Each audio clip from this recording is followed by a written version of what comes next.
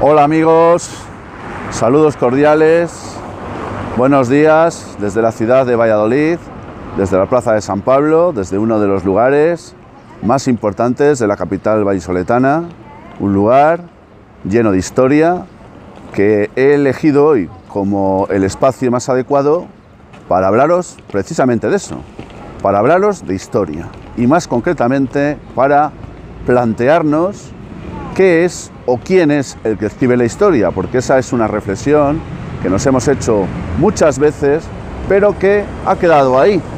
Obviamente yo tampoco voy a dar unas claves para que resolvamos esta incógnita, pero no está de más que hagamos una reflexión al respecto, amigos. Mirad, detrás de mí, o mejor dicho, bueno, detrás, vosotros lo estáis viendo justamente en la imagen, se encuentra una estatua erigida en honor de Felipe II, rey de España, nacido en Valladolid en el año 1556. Fue uno de los grandes reyes, nos cuenta la historia, que ha tenido España y ha tenido el Imperio Español, hijo de Carlos I de España y V de Alemania. Bien, como esta estatua que tenemos aquí, pues hay muchísimas en España, hay muchas también en otros muchos lugares del mundo. Bueno, resulta que, un momentito, porque pasa el camión de la basura, no sé si será para recoger la escoria de historia que nos han contado desde las universidades y desde los paraninfos. Pero bueno, ahí ha quedado la anécdota, esto es lo que tiene el directo.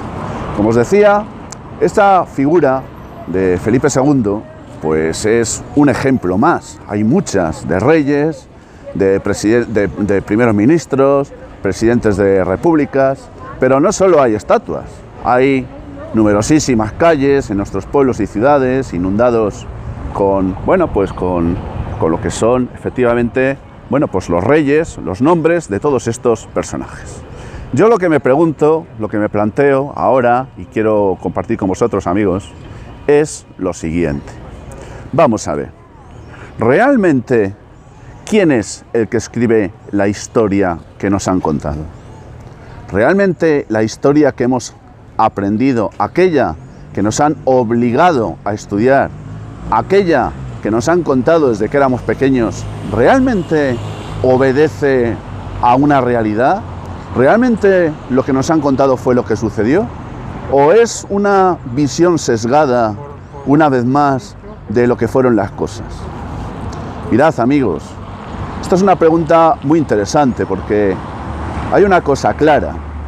Realmente el que escribe la historia ha sido siempre el vencedor. Ha sido siempre el que se ha impuesto por la fuerza de las armas, normalmente no por la fuerza de la razón, sino por la fuerza de las armas, por la fuerza de muchas cosas que están más allá del intelecto. Pero la realidad es esta, amigos.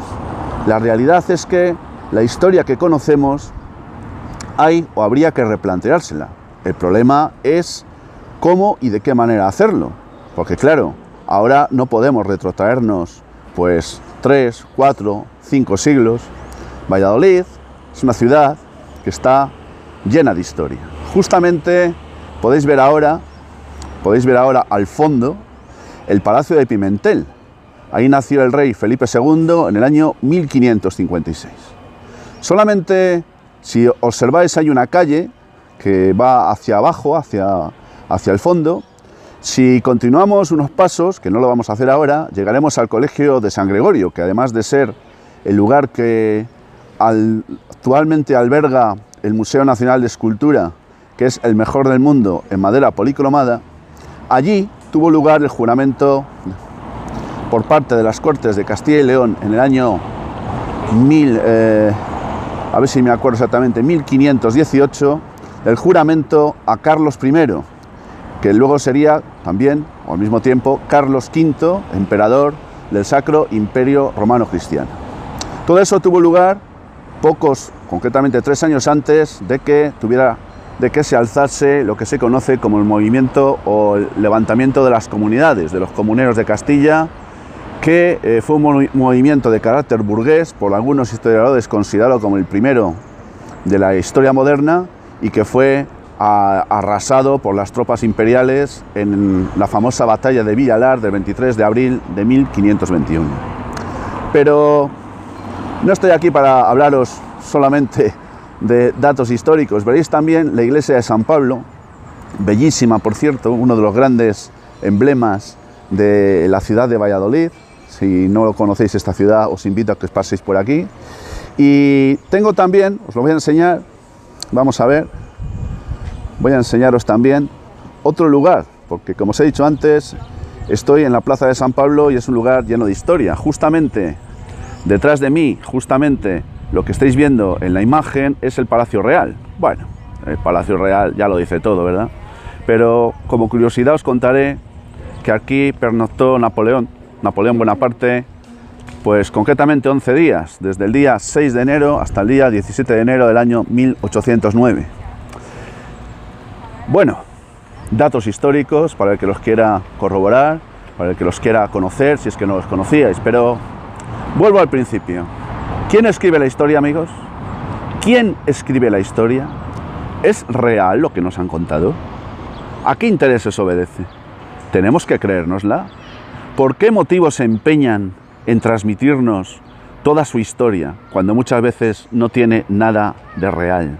¿Por qué se empeñan en hacerlo? Pero no solo eso, no solo se conforman con tener estatuas por todos los sitios para perpetuar la memoria de tiranos, porque los que tienen este tipo de estatuas y de figuras han sido tiranos a lo largo de la historia. A estos se les perpetúa el nombre, por parte de los mismos que se encargan de transmitir la historia y de escribirla. Claro, la pregunta, vuelvo al principio, es: ¿hasta qué punto podemos creernos la historia que nos cuentan? ¿Hasta qué punto está manipulada la realidad que conocemos? ¿Hasta qué punto vivimos en un mundo que está basado en hechos que no fueron reales o que, siéndolo parcialmente, fueron también manipulados, y de qué manera? Esto ha pasado en la historia, no solo la historia a la que me estoy refiriendo, Felipe II, Carlos I, toda esta historia. No, ha pasado y va a seguir pasando. Sigue ocurriendo. Aquí hubo un alzamiento que provocó la Guerra Civil Española de 1936. Una vez finalizada, pues las calles de los pueblos y ciudades de España pues se poblaron de nombres de personas que habían tenido que ver directamente con, pues con el alzamiento y con el régimen. Y luego, cuando llegó la restauración de la llamada democracia esta, que no lo es, pues resultó ser que, bueno, pues que tocó cambiar, tocó quitar todo lo demás y poner ahora a otros.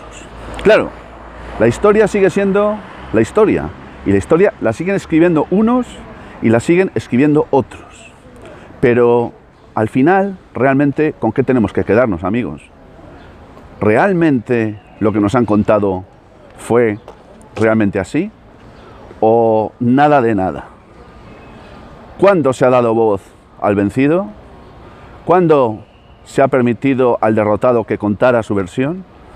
¿Cuándo se ha permitido, de alguna forma, que pudiéramos tener una visión objetiva de las cosas, contada, al menos parcialmente, por los bandos, tanto el que ganó como el que perdió? No solo estoy hablando de guerras, estoy hablando de disputas, estoy hablando de conflictos de todo tipo. Aquí siempre ha sido lo mismo, y lo que es peor, no parece que tenga visos de cambiar. Así que termino con la reflexión del principio. ¿Realmente podemos creernos la historia que nos han contado? ¿Quién escribe la historia de verdad? ¿Alguien la conoce realmente? Porque se dice que el que no conoce la historia, o su historia, está condenado a volver a repetirla. Pero la pregunta es, ¿a qué historia nos estamos refiriendo? ¿A cuál? ¿A cuál de todas? Porque a lo mejor es que la historia tiene muchas intrahistorias. Hay muchas visiones y las cosas igual no son solo lo que parecen. Por mucho que nos pongan a Felipe II como la estatua que estáis viendo ahora, o por mucho que erijan calles o nombres de calles, como es el caso de la que tengo detrás, de uno de los personajes más siniestros de la Inquisición, que se llamó el Cardenal Torquemada. Pues sí, parece que alguien está muy interesado en perpetuar los nombres de tiranos y de personajes abyectos que han pasado, para desgracia de todos, por la historia de nuestro país. Gracias, amigos, desde el corazón de Valladolid, Plaza de San Pablo, desde el corazón de la historia, os envío, como siempre, un saludo cordial. Gracias, salud y libertad.